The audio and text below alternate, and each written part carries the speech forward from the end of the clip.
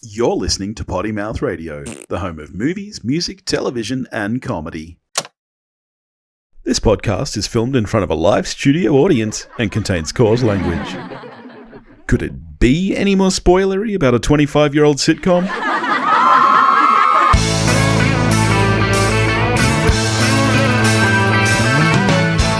Hello and welcome back to the one where this week we watched the one with two parts, part 2. How you doing, Noosk?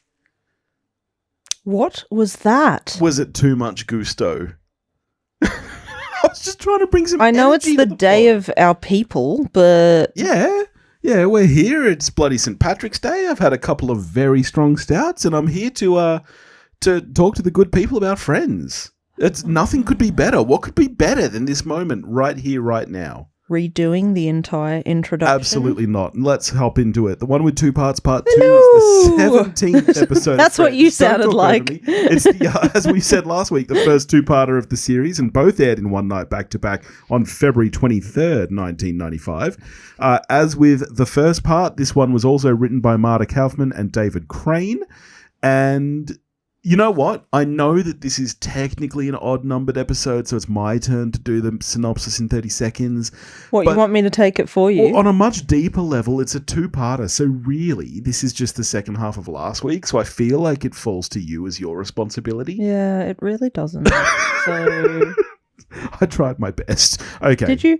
I'll do this. Okay. Keep it together. All right, here we go. I'm going to do this in 3, 2... 1, go. Okay, so Monica takes Rachel to the hospital because she fell taking down the Christmas lights. Rachel does not have insurance, though, so they decide to commit a little cheeky bit of insurance fraud by saying that Rachel is Monica. Meanwhile, Ross is really freaking out about having a kid. He's still doing Lamar's classes, and he's worried that he's not going to be a good dad. Joey is still dating Ursula, and he's being a real dick to Phoebe, and... Hello! I told you to change that sound. Hang on. Did I miss anything? You did. What did I miss? That was embarrassing.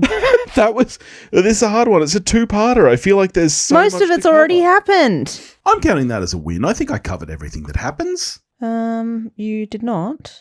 What did I miss then? You tell me one thing I missed. I don't know. I just think you did. Well, first things first, cold open. There isn't one. We start with our first ever previously on Friends, which just recaps the one with two parts, part 1. Yep. Why do we need to recap that this, Spanish, dub is still on the TV? Well, I guess that does still continue through this episode. But is it necessary to catch people up on it? Probably not. No. It's dumb. But when the episode does eventually start, we are at the hospital, and Monica is taking Rachel there because of her ankle when she fell doing the Christmas lights. It's almost like she shouldn't have been balancing on a ledge 4 stories up. I mean, I have a few thoughts on this. Firstly, I did not expect this to actually continue as a storyline. I really thought that was just a gag at the end of the episode. Yeah. So, I mean, kudos to them for actually following through on this as a story. My second thought is that this is a real waste not having the same nurse who was there for Ross. I know. In, the one that's where he gets attractive. Yes. Yes. The fact we don't have that same nurse, it bothers me. It gives me the ick. It gives you the ick. That's not the correct usage of that word. Sorry. It's not? No. Am I not down enough with the Gen Z lingo? You are not down at all. But the nurse's biggest shock is not that Rachel hurt herself. It's that their Christmas lights were still up in February. Has she met your family? We did it the last episode. Fresh material, Noose. Come on. Yeah, come on. Get with the times, Noose. We need something new for the listeners. Yeah. It is a very sad state of affairs that Rachel is like, oh, yes, I want some of that, when Monica's asking her insurance as she's filling in the form. Yes. She's like, insurance? And Rachel's like, oh, yes, definitely want some of that. You don't have insurance? Like, how does Rachel exist in the world? I know it's expensive, but I'm going to make a call. It's more expensive to not have it in the States, I would assume. I'm going to make a call. Rachel 100% would have insurance. she would be on her parents' policy, and she just doesn't understand enough about the world to know that, is my bet. I Maybe. bet that Rachel is on her parents' insurance policy. I mean, surely that's just till you're 21 in the States. Oh, I don't think so. Even here, it's till you're 25, I think. Oh, that's optional. Yeah. Like, you can stay on your parents' one till you're 25. Like a loser. Jeez. Shots fired at any under 25-year-old who's still on their parents' Medicare. Fuck news. Loser. Nah, you do you. There's a sweet moment here, though, where Rachel puts Monica as her emergency contact, and Yeah. Monica's very touched, which Rachel then uses to blackmail her into insurance fraud. Oh, Because no. when Rachel doesn't have insurance, she says that, well, why don't we just say that I'm you and use your insurance? Monica... Which makes Monica so uncomfortable. Yeah, well, at first she refuses, and Rachel says, okay, well, I'll just go home then. And then, I don't know, I have some questions about this. Do you think that Rachel is genuinely struggling to walk, or is this part of the blackmail to make Monica feel bad? Well, like, maybe she's struggling to walk, but the remedy, like, they do see doctors, Yeah, and then she just sleeps it off and she's fine. exactly. So instead of saying, oh, I'll just go home, just be like, I'll go home, I'll sleep on it, Yeah. see how it feels in the morning. So you're not putting pressure on your friend, but you're also not appearing to Yeah. blackmail them. Yeah. But she's a shit friend, so She is. In fact, you know what? I think this is the point where 17 episodes in, at the end of this episode, I think we should re-rank the friends like we did on our very first episode. Yep. I'd be curious to hear if anything has changed. interesting.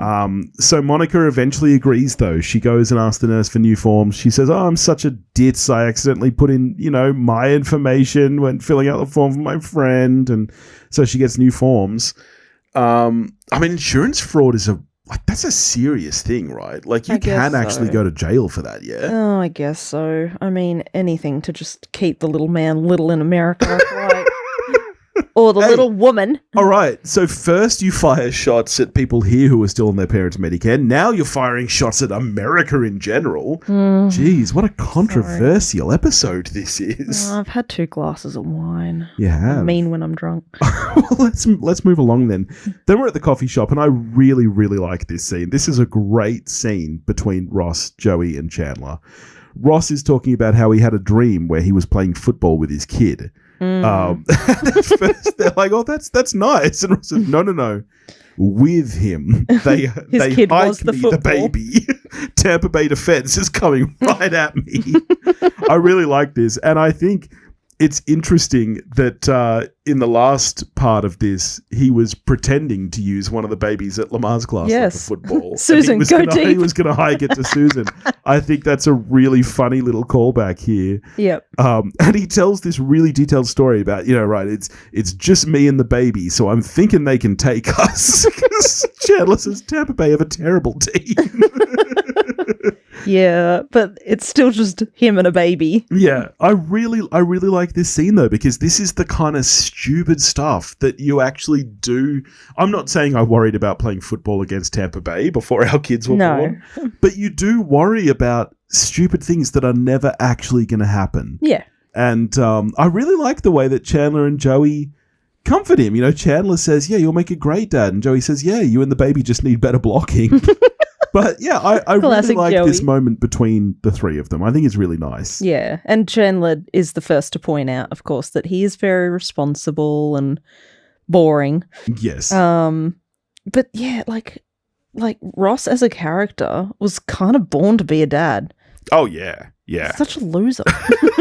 Okay. Just calling everyone Now you're loser. firing shots at dads. Fuck news. No, I'm just firing shots at Ross, There's which already is a no normal one listening to us. We're going to lose the 6 people who are tuning in. for the Ross love. Doubt it. I really like this little couplet too, where Joey asks about the rainbow room. He says, is the rainbow room expensive? And Chandler says, well, only if you order anything. Because he wants to take a girl there. Yeah, And Ursula. the girl is Ursula. That's you right. dickhead. He's taking her, and he's not only is he taking her there for her birthday. Yeah. To which Chandler asks, what about Phoebe's birthday? Joey doesn't know when that is. He asks when it is. It's the same night. Well, what are the odds of that happening? chances? Yeah. Which I know is just a play on Joey being dumb. Yeah. But it's so hurtful for Phoebe. What's hurtful is that he still decides to do it. Like, I mean, I don't know. Yes, you got Because to they're take... all hanging out with her. Yeah, like, yes, you've got to take your girlfriend out for her birthday, but it's not like him and Ursula have been together for months. No, it's been a week. A week. 2 weeks at the most. Yep. And it's one of your best friend's birthdays. They're throwing a surprise party. You're not going to be there. Yeah. And it was organised in advance. It's not like, oh, hey, at the last minute, after you'd organised the thing with Ursula. Like, surprise parties take planning. Yeah, yeah. And so Joey actually asked, he says, do you think that Phoebe will be upset if I'm not there? I love Chandler's response. Well, if you tried something like that on my birthday, you'd be staring down the business end of a hissy fit. Yeah, that's such a good line. It's a fucking cracker of a line. I'm going to start using that. Oh, man. Staring down the business end of a hissy fit? Yep. Or if you tried like the full thing. The full thing. Yep. I'm going to use it for everything. Just like you should use that whenever anyone says anything that you don't like, even if they're talking about something completely unrelated. Yeah. Like, well, if you tried that on my birthday, staring down the business end of a hissy fit. It's brilliant.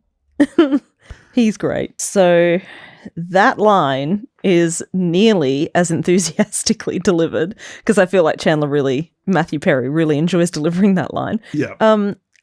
I feel like it's nearly as enthusiastic as the cheer that the doctors get in the next scene. Wow, do they ever? God, I know one of them is George Clooney, and I had to tell you the other one was Noah Wyle. You were like, who's that? Yes. I'm so like, both from how ER. very dare you? That is Noah Wyle from ER. Because then we're back at the hospital, and the doctors from ER come in to see Rachel. Because this is another crossover episode. Well, I don't think it is a crossover. Or they're just there.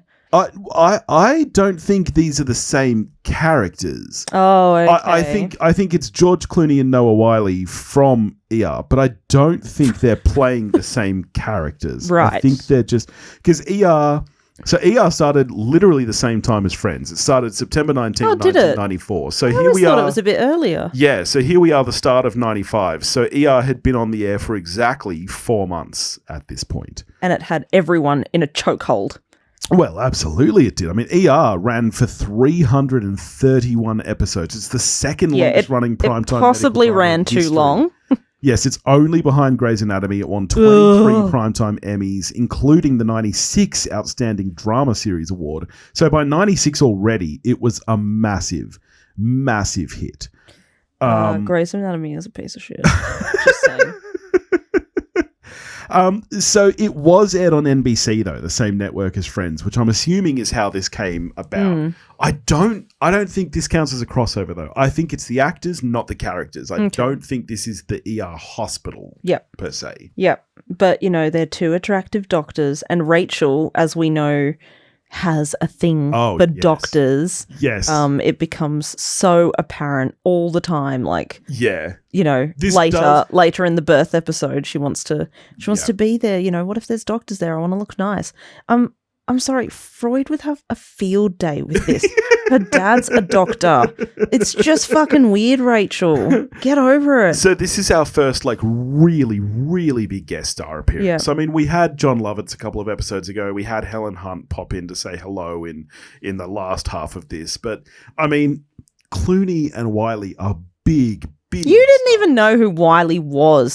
Clooney is a big star at this point, and still is.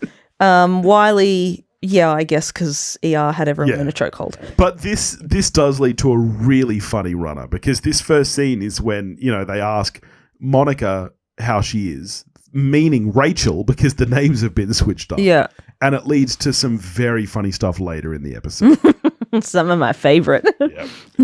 But not yet, because now we're at the apartment and it's Phoebe's birthday party. Yep. And there are random people in the apartment who we've never seen before. Yep. Rachel's totally fine. She says it's just a sprain. The doctors ask them out, though. Monica is worried about dating the doctors, though. She says it's like returning to the scene of the crime. And I love this line from Rachel, though. They are cute. They are doctors. Cute doctors. Doctors who are cute. Yeah. Again, it's weird. Yeah. Your dad's a doctor. But again, I mean, as much as I love Rachel's delivery of that line, it is nothing compared to the brilliance of Schwimmer, because they all hide for surprise. this. They hear the door. They open the door. They scream out surprise. It's Ross. He drops the cake. The way that he delivers this next line, when he looks at them, he looks at the cake and he just goes, "What the hell are you doing?" They scare the crap out of me. Like, he says it so angrily but so subdued at the same time. Like, it's not over the top, but it is so fucking funny. I lost my shit when he did that. I don't know. It actually annoys me. Really? In a shock to no one. No, the way what the hell are you doing? He's going to crap out of it. Yeah, I mean, sure, that is how we'd all talk, but the way he's so angry with them. No. Like, it was a surprise party and you were walking in, Ross. Maybe, like, say, "It's me with the cake." So that, like, what did you think would happen? Well, this isn't... He's always cranky with It's not them. 2024. He can't send them a text saying, "Hey, I'm on the way." Okay. He can just call from outside the door He with could've- his voice. He could have buzzed. We never see them buzz except for once randomly a couple of episodes ago. You know what would have been funnier? If he had buzzed and they still forgot and yelled surprise. See, this is why I should be a script improver. Yeah. But You're right there, drunkie. Get your shit together. But again, I can't remember who it is. One of them suggests that they could fix the cake, and he says, "Oh yeah, we'll just use our special cake tools," which is funny. Because Monica would have those. Well, and also Ross actually does that. Does that? At Emma's first birthday, when they accidentally get a Princess cake, and he uses tools to turn it into a bunny. A bunny, I know. So that I find that line really funny. He's learnt from over the years. Yeah. But I love this moment too, when they're gathered around, they're looking at the cake, they're wondering how they can fix it. And Phoebe just wanders in and she goes, "Hey, what's going on?" And they all yell surprise, and she's so excited. It's so sweet. And she's still like clearly she can see it's a party, all these people are here. Yeah. Oh, by the way, was this the first party that Gunther is actually at? Yeah, it would be. Yeah. Because he wasn't at the last one. Yeah. And it was like, who are all these people? Yeah. I mean, we don't know any. We know Gunther. Gunther becomes, I mean, never a huge part of the show, but he's definitely a presence in the show. But I got to say, during season 1, we're right near the end here, I don't think we've even heard his name. No, because we've heard of Terry. Yeah. Yeah. Yeah. But poor Phoebe, because she looks around, she's so excited. Everybody I love is in this same room, but then immediately asks, "Where's Joey?" Yeah. And I don't know, look, it's a little bit cheesy. It's very cheesy. But I think it actually works. I think that this straddles the line okay on the friend's cheesiness. It's just set up. It's literally set up to be like, "Where's Joey?" And then she goes, "Oh," and she gets she really looks sad, and we really close in a bit on her sad face. Yeah. You can stop that right now, friends. We get it. Even on the small TVs, we got it. I really like the next scene though, where Ross and Jack Geller, his dad, are having dinner. Yes, it's really sweet. He's all like, Jack as a father is just hilarious. Jack's the best. He's your personal hero. But I really like this too because it's just Ross and Jack. Judy's not there. Monica's not there. Like, I think it shows a really nice dynamic between these two, that they're going out for dinner together, they're catching up, and Jack is he's going on about sun-dried tomatoes. I wouldn't mind getting in on this sun-dried tomato business. If you had told me years ago that I would be eating something that had been left out in the sun and dried, I'd tell you you're crazy. It looks like a prune. He's absolutely right, though. Like ER, sun-dried tomatoes had everyone in a chokehold. They still have me in a chokehold. I'm not gonna lie. I love them so much. But I love this too, because then Ross asks if he freaked out before he was born. Jack just responds, "I'm not freaking out. I just think it's good business." He's still going on about the tomatoes. But I found this really interesting, and I'm very curious to get your thoughts on this. Okay. Because basically, when Ross says, "No, you know, like before, like when did you realize you were going to be a dad? Like, were you worried about being a dad?" And he says, "No, I didn't have to worry. Your mum handled all that. I worried about the business." He was busy with the business, and his mother did everything. Yeah, he didn't. I know I wasn't around a lot when you're a kid, and then he even yells at, "Is that what this is about? Yeah, no. You always wanted to go to Colonial Williamsburg. How about we do that?" Yeah, I actually like that scene. Yeah. Obviously, you know, I'm sure Judy would have appreciated a bit more help with the kids. Yes. But I'm not going to, like, you know, it was a different time. Like, when were they all born? Like late 60s or towards like 70s. If this is 95 and they're meant to be like 25, 26 years old, then late 60s. Yeah, 69, or the early 68. 70s or something. Yeah. So, like, obviously, it's not all women's work, blah, blah, blah. But, like, what's the point in saying that? What I really like is actually just how well that scene's written, because it's very reminiscent of when you sometimes talk to your own parents and try to bring something up with them, and they're like, "Is that what this is about? You wanted to do this? Well, we could still do that." I do really like this scene, and even though, yes, I mean, like you say, it's a different time, but I actually like that this shows kind of how much Jack has grown, because I think that Jack recognizes that things were different back then. That's kind of how it was done. He knows he wasn't around a lot and he didn't worry, but I really like this moment. And so Ross then asks, well, when did you start to feel like a father? And he tells the story about, the day after Ross was born, Judy was asleep and they gave Ross to Jack, and Ross just grabbed his finger, just like with his whole fist. He grabbed his finger, and that was when he knew. And I literally actually, just a reflex, but okay. Yes. I'm such a cynic. Well, I mean, in fairness, Jack wouldn't have known that was a reflex. He would know nothing about babies and what they do. And he didn't have to learn anything either, because Judy did all that. Yeah. But I do really like this scene between the two of them. At least back then there was a clear division of labor. Like, it was still very much too heavy in the females' court that they do everything relating to the house and, cooking and the raising of the children. That's too many duties for one person. Too many duties for duty. I knew that was coming. But at least there was a clear division of labor. Like, I look after the home stuff, you look after the income and the house and the motor vehicles and stuff. Whereas these days, unfortunately for women, it's still very much all their work. And they work. They actually go out and work. And I mean, look, not to get political, but with, the rising cost of living, you have to work. I don't know how single income families do it. No, we're getting way off track here. Let's get back to Friends. Yeah. Where we go to escape from the reality of the cost of living. Because this is probably the greatest scene of this episode. The greatest scene of this episode, for sure. Oh, is this when they have the doctors over? Yes. We're at the apartment and we're coming up to one of my favorite lines ever in the show. Yeah. They ask Monica how her ankle is, and of course they mean Rachel. And Monica starts answering, but then goes, "Well, why don't you tell them? It's your ankle." And Rachel wants to just confess them. She says, "This is too hard. Let's just tell them. They're not going to care." Monica says, "No, we'll get in trouble." And I love this little cut. While Rachel and Monica are arguing, we go over to Clooney and Wiley, and Clooney is saying, "Look, they're normal. No pagan altars, no piles of bones." Yeah, because they've done this before. They've dated patients, which they should not do, by the way. They should absolutely not do this.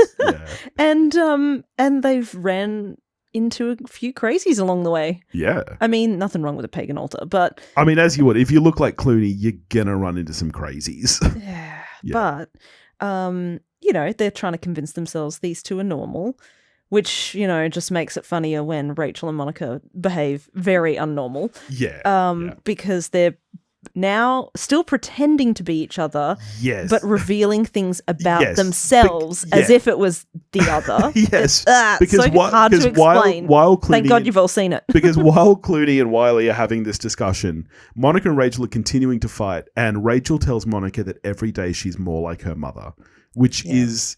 That's it. That's the nail in the coffin. From that point on, these two are just going to slag each other off.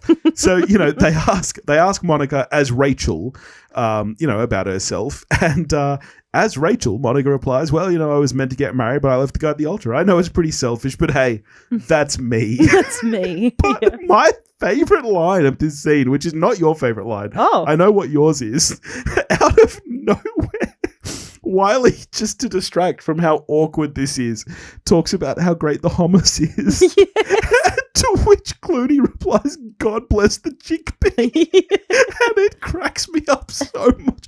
The way he says it, he doesn't even look up. He's really invested in the drama between Monica and Rachel. Wiley's just trying to distract from it. And Clooney, without looking away from Rachel, just goes, "God bless the chickpea."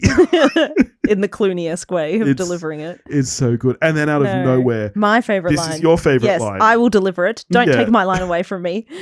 Ah, sorry, in the words of Melly from what was that show called? Scandal. Yeah. You take everything from me. Sorry. Monica, pretending to be Rachel, out of nowhere, just starts laughing to herself. She's like, I'm so spoiled. It's so funny. And they all look at her for her to finish talking, and she just goes, "That's it." That's it. And it's true. Rachel Yeah. is so spoiled. Yeah. But it just escalates because then Rachel, as Monica, just yells out, "Have I mentioned back in high school I was a cow?" Yeah, that's I mean, too Here we go with far. the fat shaming again. Yeah, and like it's one thing to say you're turning out like your mother because your friend won't break the rules with you. It's another to go back to a time when A very traumatic time in Monica's life. yeah, like it sounds like she was picked on for it, and despite being Rachel Green's friend, like it didn't give her any leeway with bullying. Yeah. It sounds like it was awful, and Yeah. Rachel brings that up, Yeah. and not only says, like she says, I was a big girl. The way she calls her a cow. Yeah. Fucking Rachel. She's a bad friend. Yes. Well, and this pisses Monica off, who then just announces as Rachel, "I used to wet my bed." Yeah. Which is not, I don't think, look, okay, it's embarrassing to say you wet your bed, but she says, "I used to." I mean, that could be like as a kid, right? Yeah. It doesn't- I would specify an age. If Yes. I was wanting to cut, I'd be like, "I wet my bed till I was 20. Yeah. Yeah. Yeah. But it's still like nothing's going to be as hurtful as that. Yeah. That was awful. True. But then here's another brilliant couplet where Rachel is Monica just, "I use my breast to get attention." And Monica, "Hey, we both do that." Yeah. And Nothing will top the I'm so spoiled Yeah. though. For me, that is peak Friends writing. It's so funny. The whole exchange is ended though by the ringing of the phone. And Clooney answers it just out of pure awkwardness, just to get away from this. He gives it to Monica because it's Rachel's dad, and as far as he knows, Monica is Rachel. Yeah. Speaking of too far, Yeah. Monica then tells Rachel's dad that she had sex on his hers. bed. Yep, she gets hers back. And Rachel is like horrified. She can barely breathe. Yeah. She's so horrified that Monica would tell her dad that. Yeah.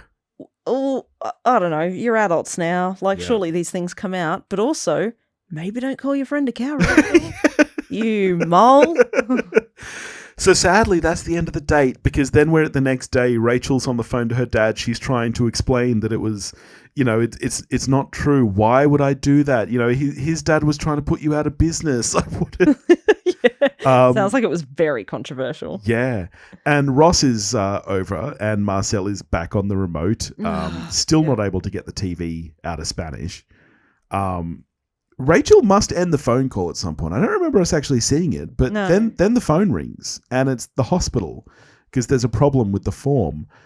And this is finally when Rachel's like, you're right, this was too risky. Rachel admits it to Monica. She says this was just not worth it No. because they have to go back to the hospital now. I mean, she hasn't gotten her bill. Well, yeah. Yeah, it actually might have been worth it based on American healthcare. But they have to go back and sign the admission form. But What happens if you just don't go back and sign it? I mean, I honestly... Do they track you down? They tracked us down, remember? Oh, yeah, when we were in Maine. Yeah, and we found out I was pregnant, and That really put a damper on the holiday. oh, for who? For you? Oh, I still went out, but Yeah. you missed pretty much all of New York and Chicago because you were just vomiting. Yep. And San Fran wasn't great, Yeah. especially on the boat. Anyway, we went to a clinic in Maine Yeah. because apparently peeing on a stick wasn't enough for us. We were like, oh, we have to go to a doctor and we need to confirm this and stuff. And so we went to a doctor, and did we pee on a stick there? Oh, no, I had a blood test. No, you had a blood test. Yeah, that's right, because it came back #YouPreg.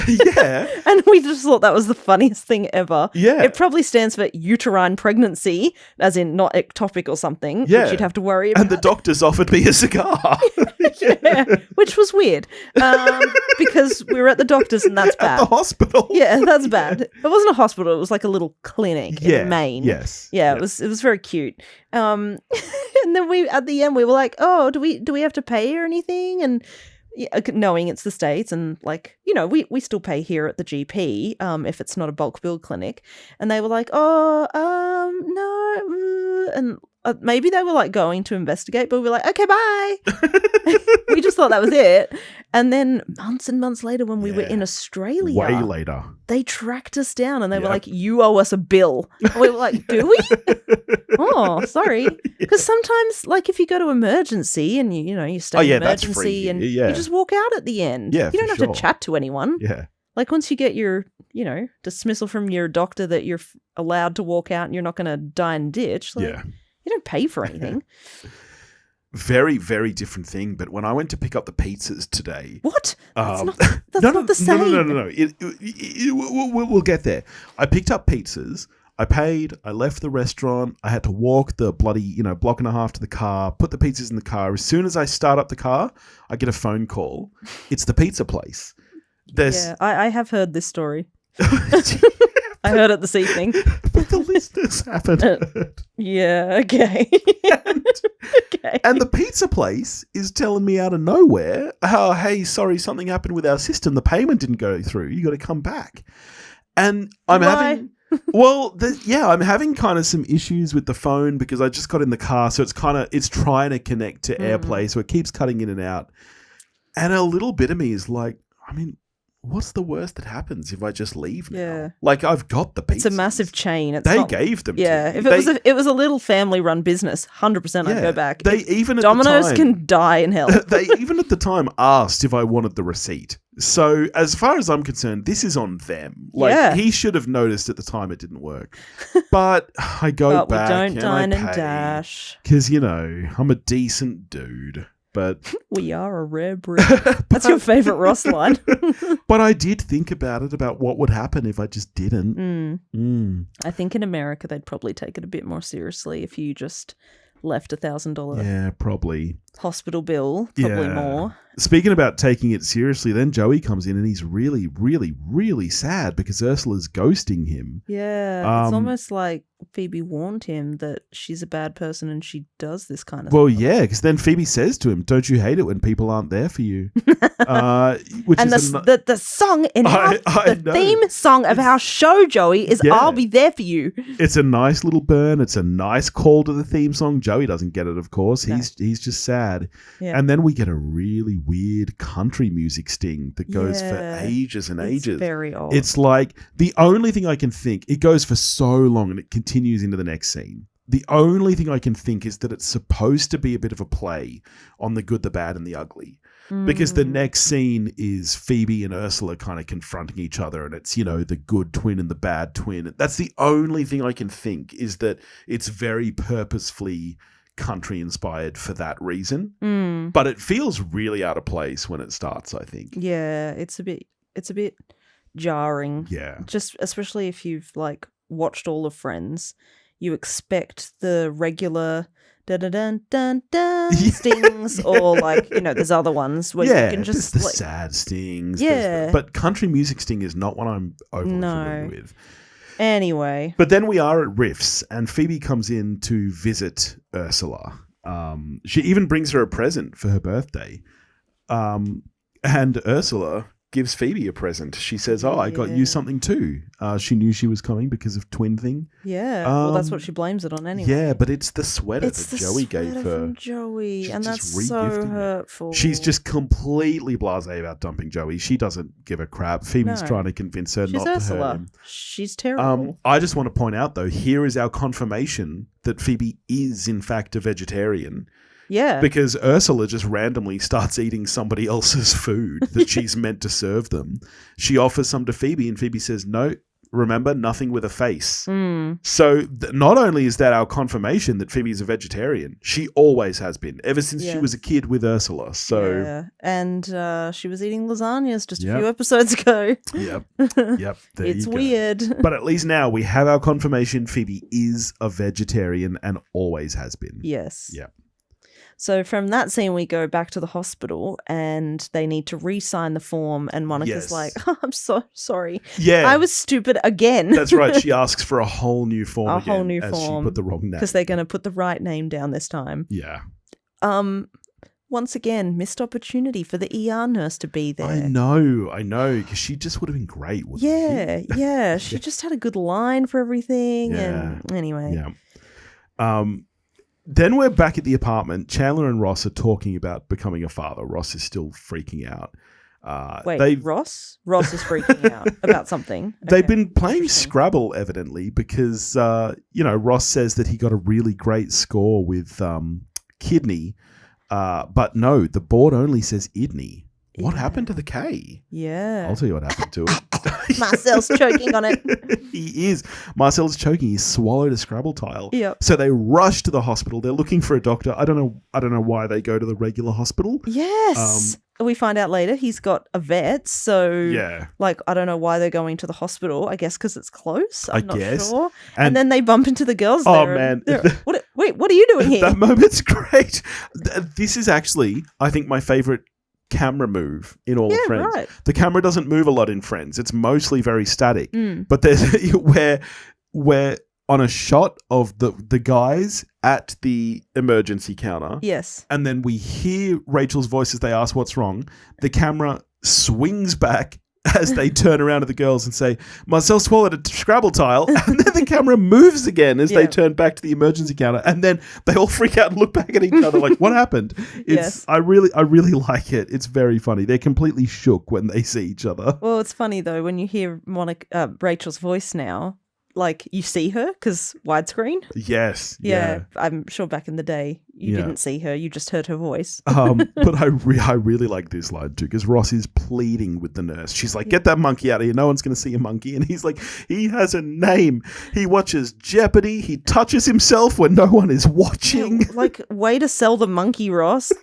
It's an animal in an ER. It's not welcome. This isn't the place for it. Go to the hospital for animals. No, idiot. apparently this is fine because Clooney enters and says, we'll look at him. Yes, if he would. Oh my God. They just had to do something else with Clooney. Yeah, they just had to have him come back. But then we're at the coffee shop. We leave the hospital to go to the coffee shop.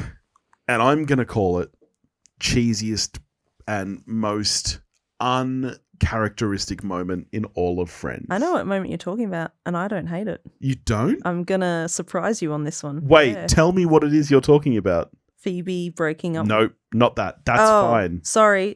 What are you talking? Where are we up to? It is that scene. Yeah. But before Phoebe comes in, Joey is sitting at the table by himself pulling petals off the flowers. Oh, sorry. Yes, that is the worst. It's fucked. it's completely fucked. So un-Joey. It's so cheesy. He's sitting there so depressed. I think it's supposed to be very un-Joey because this. Oh my God, I'm going to use this fucking expression for a fourth time in this episode. Ursula has him in a chokehold. I've got to stop saying that. You in chokeholds. Having things in a chokehold has you in a chokehold. It doesn't, I swear. I swear. I don't know, it's just an expression and it feels like it's been used appropriately every single time. Probably even hasn't. But so Joey's pulling petals off the flowers, which is ridiculous. And this is when Phoebe comes in. She loves me not.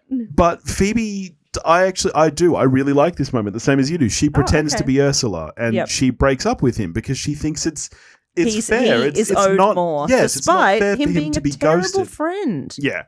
And he asks, she's just so lovely. He asks, why is this? Is it because I'm friends with Phoebe? And she asks, as she Ursula, can't help but test the waters there. Yeah, she says, and I don't blame her. If it was, would you stop seeing her? Yep. And Joey says, no. No.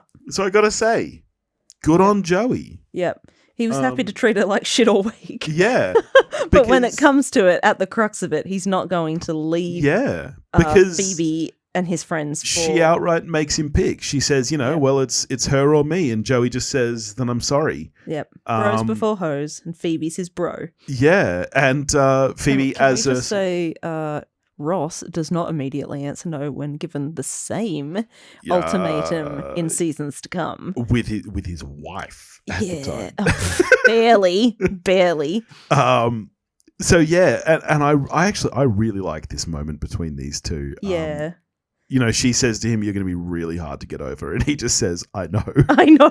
But I love this moment. This is so beautiful because he says to her, "You've never." I don't know if it's just because you're breaking up with me, but you've never looked so beautiful. And Phoebe says, "Really?" And she's so.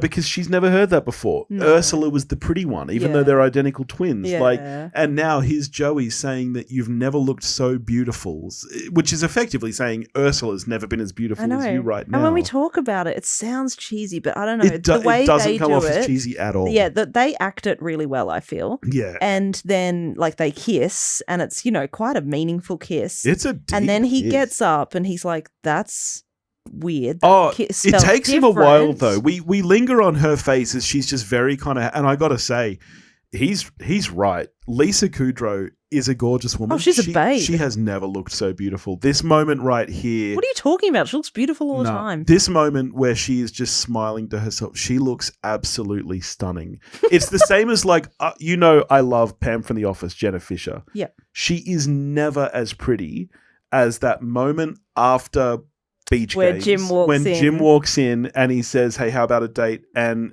he leaves and she's just sitting there smiling to herself. She says, "Are you free tonight?" And he says, "It's a date." Yeah, and then she goes, "What was the question?" Yeah, we never watch looked prettier. too much TV. She's never looked prettier than that moment, and it's the same with Lisa Kudrow right now. She is stunning. You got a thing for smug girls. Yeah. Okay. But he comes back over and he just says, "Phoebes?" And she goes, yeah. And they just kind of smile at each other. I know. It solidifies their friendship somehow. It's a really nice moment because it could feel very different. It could. Played out by different actors. I don't know why. It just works. And at no point do I want them to hook up. No. It doesn't feel like that. It doesn't feel like it's leading towards that. No. It's just a really, really sweet moment. Yeah. I really like that scene. Oh, I'm so glad you feel the same way. Yeah, I love it. I thought you were about to say, the whole scene's gross and it's weird. It's like when Rachel and Joey get together. It's awkward. I hate that. Yeah, I know we'll get to that in about 8 seasons' time if we're still doing this show. Yeah. If anyone's listening, if you want us to keep going, then please share with a friend. We're not at that part of the podcast yet for me to call you desperate. Okay? There's another scene, and it's a really funny scene because they're back at the hospital. Yeah. And we've done some scans. Yeah, the doctor got the K out. Marcel is okay. And he also passed an M and an O. We think he was trying to spell out monkey. I love that moment. The way Chandler delivers it. We think he was trying to spell out monkey. Like he's kind of proud of him. It's just so stupid. Yeah. But Marcel's going to be okay. And yeah, great. Again, whatever. I mean, nothing against the poor monkey. The monkey is very cute. This is another moment where I think, and I think you and I are going to feel differently about this because I bet you find this entire scene cheesy. I actually don't. I think this scene works. Because Chandler asks Ross, if he feels like a dad yet, and Ross is like, why would I? Yeah. Chandler says, Marcel was in trouble today, and you came that through. Bit. I like that bit. No, but I like it right through to the end. No. Because then Marcel looks at Ross and he holds his finger just like Ross did to Jack. No. And New York Minute starts playing, and Ross feels like a dad, and everyone watches him, and then we fade to black. No, I love it. It's dumb. In the New York Minute. No. Ooh, everything could change in You've a New had York too much Minute. stout. Stop I it. love it. I love this moment. It's not cheesy. If we're gonna sing anything today, it has to be the song of our people. The bagpipes. You're being Phoebe. Yes, I know what you're doing, but the listeners aren't. I don't know. Like, surely everyone's seen this entire show, but you're jumping full seasons ahead now. Hey, if they're true fans, they'll have gotten that. So that's it. That's the end of the episode. We fade to black, and then the tag, which I think is the most meta thing that Friends has ever done. You love to say things are meta. No, it really is though, because this is just a random scene from Friends, but in Spanish, because the TV is still in Spanish. That's all this is. It's cute. And it's so I looked up the translation. Yes. Ross says, "Here you go." And Monica says, "Who ordered General So's chicken?" Chandler says, "It could have been General So." Okay. Rachel says, "Look, ugly naked guy's doing a hula hoop." Hi, Joey. Hi, friends. Friends. Hola, amigos. Yeah. No, I got that. Thank you. Look, Ross, Marcel took the remote control. The funny thing is, he doesn't even like TV. That's the end. It's so random. It's just, so meta. It's so meta. Okay. It really, really is. Okay. But that's it. We did it. That is the one with 2 parts, part 2. Yeah. Okay, here we are, 17 episodes in. Mm-hmm. And before we, give our score for this episode, how are you now ranking the friends, the 6 of them? Well, as you know, Phoebe stays number 1. Yeah, I agree. Phoebe's now my number 1. Yeah. Yep. Phoebe's an excellent friend. Mm-hmm. Followed very closely by Monica. Oh, no, not for me. No. My number 2 is Ross. Ugh. No. Yeah, I mean, don't get me wrong, though. My ranking could change in a New York minute. Oh, my God. I think Monica deserves to be above Ross because of what she was willing to do for Rachel, despite being incredibly uncomfortable. Because she was willing to commit fraud. Yeah. Yeah, righto. You'll be happy to know Ross is next. Okay. He's next. He's number 3. Yep. My number 3 is Monica, so I just have those flipped. Yeah, yep. You're a bad person. I don't know. It's hard. The bottom 3 is really difficult because Rachel putting that pressure on Monica was rude, and calling her a cow, that was uncalled for. But I feel that's perhaps still slightly better. They can all fall even for 4th place, but maybe it's slightly better than what Chandler was doing with Nina. Well, okay. So looking at all 17 episodes so far. Joey's been terrible. I was going to say, looking at all 17 episodes so far that we've watched and taking into account, everything up to season 1 so far, I think Rachel is my number 4, then Chandler, and Joey is my least favorite of the friends at this point. Yeah. On this rewatch, haven't seen enough good Joey yet. No, mostly what we've seen is peak Joey. Yeah. And so I'm looking forward to, continuing this rewatch into the future seasons where I know that Joey gets better, and they all get better. Chandler gets better. Yeah. And Rachel gets worse and Ross gets worse. Yeah, but they become more unhinged and it's hilarious. Yeah, they do. Yes. When I say worse, I mean as people, not as characters. Because Ross is one of my favorite characters because he is just so deeply fucked. My fajitas. It's my favorite Ross episode. Sorry. I think it's just the pressure of entertainment. Okay, yeah. They can just all tie for 4th place in my books. Okay. Because these rankings mean absolutely nothing. As does our score. How are you scoring this episode? I really love I'm so spoiled. And I love the stuff with Phoebe and Joey. But it's not like one of my most favorite episodes. It's probably my least viewed episode of Friends, actually. Really? Yeah. As in both, part 1 and 2 combined? Yeah. Oh, no, because I have seen all those other bits. So maybe I've just... I'm leaning between a 7 and an 8. Okay. But some of my, really loved... 7. I'm an 8. I actually really, really liked this episode. Even the ER doctors, which I think again could have come off as forced and cheesy and guest stars. Yes. I actually think that what they did with that storyline was so funny. Yeah. It comes off a lot better than when Helen Hunt and her friend are in the cafe. That doesn't land very well, that scene. And I mean, we'll get to this in future seasons, but I actually think that Friends has a pretty good track record of this, of using guest stars in a good way. Of using guest stars. Yeah, using guest stars in a good way. Bruce Willis, I think, is fantastic when he comes in later as Elizabeth's dad. No, Brad Pitt. Brad Pitt's an excellent one. He is excellent. We'll get to that. Before we get to all that, though, it's time for a lightning round. Okay. Right. Oh, I have to pick up a card. Sorry. You will need a card. Yeah. I'm very dehydrated. I've had too much wine. I am still ahead, I believe, by 1. No, we're even because you didn't get Mr. Zellner. Oh, damn. Yeah, you are correct. Yeah. All right. Well, these are pretty easy questions. Your number 1 1 point question. Which character gets a temp job selling Christmas trees? Joey. Yeah, it's Joey. Joey. It's Estelle. Sorry. Unrelated.